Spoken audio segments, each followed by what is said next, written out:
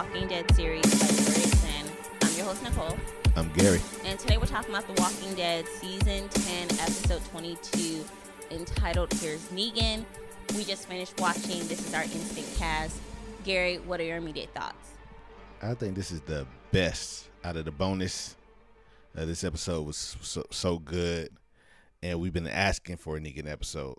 Like, what was his backstory? What was his career? Was he in the army? Was he this? We found out Negan wasn't shit. Yeah.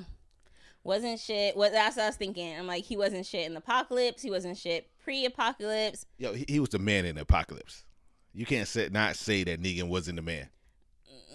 I mean, it all depends on what you think is the man. What your idea Negan was the man. Okay. That's what I think the man is. But we find out pre-apocalypse, Negan was a gym coach. He played video games. Nothing's wrong with playing video games. I really don't like when people bash adults for playing video games. If that's what they want to do on their day off, let them do it. No, but he's playing video games while he need to be looking for a job. He need to be looking for a job. Yeah. Right. I do get that. And the fact that his wife told him, I'm going to the doctor, I need somebody, he couldn't put off his affair. Like, he literally still was like, nah, I gotta go to this affair today. Like, what? I mean, he didn't want the side chick being mad. Oh gosh. And this side chick was her friend, right, dogging him out to her. Yep. Saying that, he's trash, he might have been good once, but he's not good anymore. He's never been shit. All the typical things that women say. Well, she kind of made it sound, she's like, maybe he was cool in the past, but not any longer. It's just, like I said, all the typical things they say when they try to steal your man. Yeah, that definitely was very suspicious. Very just wrong. Wrong of him and wrong of her friend. It was wrong. But it was great how she put two and two together. I thought that was a stretch. That, like, my friend, if I call my friend and she's not answering, and I call my husband and he's not answering, my first thought isn't going to be like, I wonder if they're together. Like, I wouldn't have thought that. Well, the thing is, if Negan couldn't give her a ride, who am I going to call next? Maybe my best friend. Yeah. If my best friend can't do it, they say they're doing something. And remember, she called his probation officer. Probation officer said, nah, well, we don't have a schedule for 3 weeks. Right. I guess I still wouldn't have thought that, like, that's where he was. But then again, I don't have any friends that live, like, I don't even have that type of, like, dynamic to be able to say I can relate. Right. But other than that, seeing Negan, like, they made him look so much younger, and his personality and, like, how scared. He was too scared to kill one walker. He was sort of on Eugene's level, Pastor Gabriel's level, But he had reason to be. He said he almost just killed a man. Oh, that he thought was a walker? No, the guy at the bar. Remember, this is after the bar situation. Yeah. So when he seen red and he almost killed a man, it probably scared him to death. Like, whoa, I'm capable of doing that. Like he said, the day when he went back to the saviors, to the bad guys, and he was like, today was the first time I ever killed a man. I know that has to be scary if he came close to almost killing someone previously. Right. But killing a man versus killing a walker is very different. Well, he told his wife he didn't want to get used to it. That's why he wasn't killing the walkers. Okay. After you almost kill a man because you blacked out or went red or whatever, and you don't know what you're capable of, and now you're killing walkers or whatever, he said, this is something I don't want to get used to. Right. I agree with him. Now, we did get a flashback. We got several flashbacks, and we got to see some old saviors there. We got flashbacks within flashbacks within another flashback. Within another flashback. What did you think of seeing, I think her name was, Laura. That's what it was. I was like, I know I looked up her name. Laura. So what did you think of seeing Laura come back, and then her dad? Now, you said you recognized the dad, the guy that was playing her dad. I did. I recognized him. I don't know whether I recognize him from The Walking Dead or Fear, but I do recognize him. All right. And to see that she started off good, and clearly they all end up hooking up later. Her and her dad were off doing good, didn't want anything from anybody, had medicine, and it just shows you how something bad can happen. This might have been the tipping point for them. Well, the thing is, the saviors never thought they were bad. There's no way the saviors thought they were good guys. There's no way. They thought they were the good guys. They thought they were protecting their community. You know what? There are people even today in today's world who will say some shit, who will do some shit and act like they are not the bad guy. But I feel like people are in denial. There's no way you can be doing one thing and then like, I don't know, saying you're a good guy. Let's say they had the Gabriel mentality, like Gabriel have now, that bad people, that's the norm now. You have to expect that everybody's bad. If you're the saviors or you're the people that needs protection, because remember, they thought Negan was their protector. Negan was going to keep them safe. So that community wasn't full of bad people. There was people in there doing bad things. Well, I think that community probably started off thinking we're going to do good, which is probably how they got the name Saviors. Well, I think they were doing good for the people inside the community. No, they weren't even doing good for the people inside their community. They were burning people, raping people, beating up people. People weren't even allowed to leave. You were a prisoner there. There's no way they thought they were good people. I don't know if people weren't allowed to leave. People were not allowed to leave. How do you think they kept escaping and stuff? Daryl and his wife, why do you think they were both there? Daryl's wife, not Daryl, excuse me. Damn, what was his name? Daryl lookalike. The Daryl lookalike, Daryl Jr. He and his wife were there trapped. Negan's wives were there trapped. I think the wife was there trapped. He wasn't. I think he could have left whenever he wanted to. No, he just couldn't take her with him. Remember when he tried to leave and the other savior came and like tried to stop him, and then he ended up having to kill that savior? Garrett, I think your memory is a little fuzzy there, because the saviors where everyone was definitely prisoners there. You couldn't just up and leave. No. I'm not sure about that. Even Negan's wives. They were there because they had to be there. They can just up and leave. Maybe them. But I don't think that was the case for everybody. Right. I think there was a lot of people that wanted to be there. Remember when Negan went missing? They were like, "Where's Negan?" Well, that's that. Where's the savior? The Stockholm syndrome, sometimes you don't even, they're lost, they're confused. People sometimes get adapted to their adapters, adapted to their chains. So, and if that's the only source of food, then hey. Well, that still doesn't change their mentality. I still think they were the good guys. All right. Did you think the wife acted too quickly, Lucille? Do you think she acted too quickly? Yes. Killing herself. I mean, to me, I don't want to say the wrong thing, and I'm definitely not trying to say anything sensitive, especially to suicide or putting yourself out of misery if you're gonna die. I actually sort of support that. I think she pushed the button a little too quick. But yeah, not only that she pushed the button too quick, I don't know if why he's coming back because you put a sign. Do you really want your husband to find you like that? But the thing is, I didn't finish. I think she pushed the button too quick, but I don't think it was selfish of her to do that. It wasn't selfish of her at all. First of all, she was going through pain and everything. Yep. Second of all, she, in so many words, thought that he was stuck. Said that he was stuck trying to take care of her. It's You're okay. Right. Yeah. You could let me go. I think if he would have stayed and they would have just lived out their life or whatever, lived out the little time she had left, if she had a little time left, you never know. Right. But she thought she did. So if they would have lived that, she would have been fine.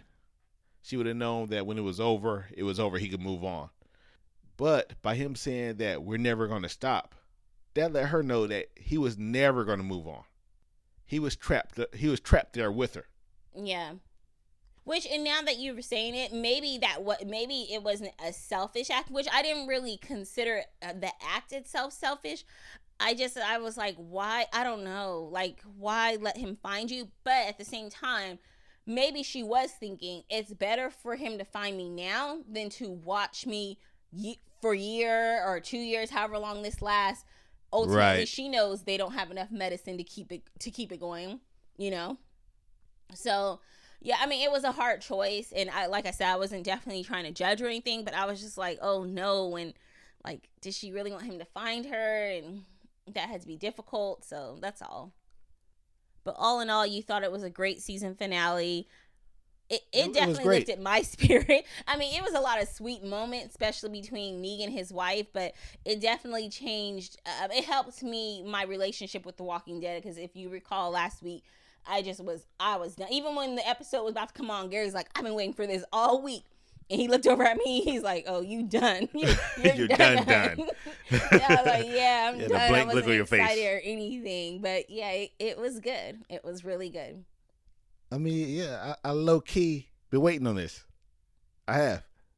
Like lay low Negan. Yeah, So you want me to be? I've been trying to be lay low Negan. yeah. But there's only so many places I can hide. I wonder That was how funny. he keeps running into Maggie. And I know at the end you were like, "Oh, Maggie's gonna kill him," but I That's don't what think Carol she- said. Oh, Carol said that Yeah. Maggie's gonna kill him. Yeah, because the board never moved him out. That's yeah, why he came she back. just moved him out. Like Right. that was her way of helping Negan out. Yeah, she said that she didn't want that on her conscience. But now that he came back on his own, she's fine. She said, but you know she's gonna kill you. See, the thing is, I don't think Maggie's going to kill him because if you remember back in season 9 when all this happened, finally Michonne and Maggie got into it and Maggie convinced Michonne, let me go kill him. But technically, she didn't want to kill him because he was just really, like, he was down on his luck. Like, remember, he was like, kill me, please. He was in a bad space. So who knows? Maybe she didn't want to kill him because she's like, no, I came here to kill Negan and you're not it. So you're right. Maybe if she sees that he's strong now, this may be the time where she wants to kill him. This may be her chance. But I think what I personally, I mean, I know it's a long con and it's harder said than done, but I think she should stop giving Negan the evil stare, go about her way, act like everything's all gravy, and kill him when he least expects it. Let him have his guard down. Let him think that everything is cozy, rosy. Yeah, but what about the Negan smile? When he smiled at her when he was walking away. He smiled as in like, either yeah, she's gonna kill me, or I don't know. I feel like he doesn't care. Like, you know, Right. Like, okay, if she kills me, cool. If she don't, cool. I think he's okay with death at this moment. Yeah. He's come to peace. I mean, he got rid of Yeah. Lucille and everything like that. Right. Yeah. I think he came back in hopes that she would take him out of his misery. Yeah. Which why at this point it wouldn't be satisfactory. It'd be more satisfactory if she does it in like 5 years. Another 5 years. No, it'll be too long then. That'd be Nothing like way the too long. con. Yeah, but yeah, you don't want the long con in a zombie apocalypse. Too long. Okay. It ain't gonna be as sweet. Like she'll go do it that day. Do it right away. I don't know. I got evil thoughts. I'm thinking, wait till he get remarried, kill his wife in front of him, and then kill him. Like, I don't know. I'm just thinking payback got to be sweet. But So, one thing that we mentioned when it was coming up, well, when not Maggie, Carol. when Carol walked him to the cabin, we were talking about does the group owe him? Do they owe him? Yeah. And I said no. And you said no. And it was a disagreement because I said yes. So why don't you think they owe him? Well, I was trying to think of the perfect analogy, and I can't come with one immediately off the top of my head, so I'll just... No, I mean, off the top of your head, come up with something because you said they don't owe him. And I said they owe him because Negan did get rid of their enemy. They were in trouble. They were down bad. Yeah, but all the steps that took place is what led them here. And what I said was, hey, technically speaking, the Whispers, we don't know what kind of threat the Whispers would have been if Rick was there.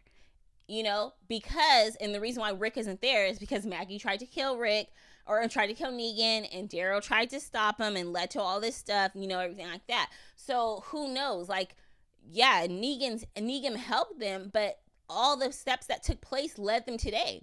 We don't know what kind of community they would have been if the Saviors didn't kill so many of their people. They would have been stronger. So even if the Whispers had come, they might not needed that help because they would have had so many more people. They would have had Abraham. They would have had Glenn. They would have had so many more people that have died from the effects of Negan's people killing them. Okay, let's be clear. They wouldn't have had Abraham. Why wouldn't they have had Abraham? Abraham would have been dead. Why would Abraham been dead? Yo, Abraham got with Sasha. Yeah.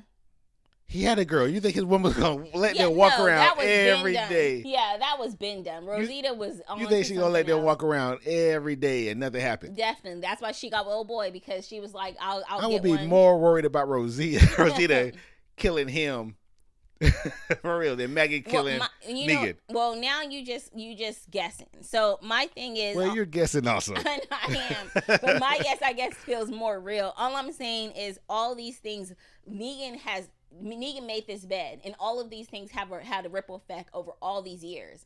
It's possible, but I don't think so. I think so. Michonne would have been there. I mean, not Michonne. Maggie would have probably still been there to help out with the Whispers. They would have had so much more help. The Whispers were there, all right, and I think whether Negan would have got involved or not, the food was getting scarce. We saw Hilltop was already unable to grow food at this point. They would have had to venture out. And by them venturing out... And why was food getting scarce? It was just perfect in season 9. It was doing really well in season 9. Well, it was getting scarce because the soil. The soil, it was hard to grow food in the same soil over and over again. The soil was going bad. Well, maybe if they hadn't killed all those people, there would have been more brains to come up with more ideas on how to get around this. So... My point is that Negan made his bed, and sometimes you don't see the damages that you did until it's years later. Sometimes you don't see the repercussions immediately. It's going to be time. It's just like, say, a person that smokes. They may not get sick today, but maybe in 10 years, now something they did 10 years prior, the effects are coming back. You know? Different things. It's like that with a lot of different things. Staying out in the sun, you may not feel it today. But then again, we can look at it another way. 10 years from now, we can look at it this way, that sometimes things has to happen so the right thing can take place. I don't agree with that, because it's almost like excusing bad behavior and bad events and saying like I'm not one of those people that go, everything happens for a reason. I just don't like that expression. Like, there's too many bad shit, and there's no way you can ever tell me like this bad shit, like a group of kids getting killed, happened for a reason, because maybe in the future it's going to lead to something else. Like, I would just never be okay with that expression. Have you seen The Terminator? Yeah. Everything happened for a reason, baby. Whatever. So my point is, yeah, Negan, no, they don't owe Negan shit. If anything, they can kill Negan right now and act like it was 7-8 years ago whenever they wanted to kill him. So that's my whole point. They don't owe him anything. Okay, and I mean, you made a good point. I kind of sort of agree with you, but I kind of sort of don't. That is fine. But it was a good callback to not last week, but 2 weeks ago, when Princess didn't know what day it was. What didn't know what was? What day it was. Oh, remember, yeah. She didn't know what day it was. I mean, 25, 35, yeah, I don't know. Didn't know how old she was. Yeah. And the same thing happened this week when Negan's wife said, "Happy anniversary." He said, you know what day it is? Yeah. Yeah. You been keeping up with days? Right. So that was funny. Yeah, I mean, we're only 1 year into the apocalypse, and I feel like a lot of us, half the time we don't know if it's Tuesday, Wednesday. I'll be like, oh shit, I got a conference call today. Let me hurry up and get ready. Shit, I didn't know what day of the week it was. It's only been a year versus their years, and then it's not even like they have jobs or anything to keep up with. I wouldn't even know what day, year, anything is. If we didn't have anything to keep up with, yeah. Yeah. But okay, I think that's all we got. We will be back later this week with the full recap. We would love to hear from you guys. I know if you're on spring break, we may not hear from you, but if you have time, hit us up, dead@theverdictsin.com. That's dead@theverdictsin.com, or on Twitter